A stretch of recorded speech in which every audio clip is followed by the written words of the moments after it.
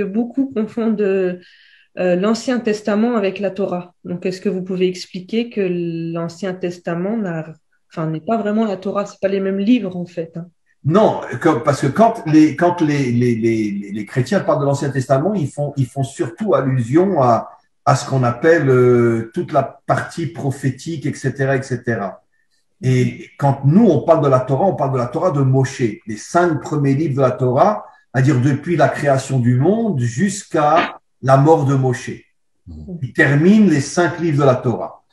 Et généralement, quand on parle de l'Ancien Testament, on fait surtout allusion à toute la période de la Bible qui parle de la vie des Juifs sur leur terre.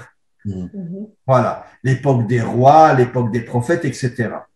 Et donc, et pour nous, il y a une différence énorme entre la Torah de Moshe et cette partie de la Torah.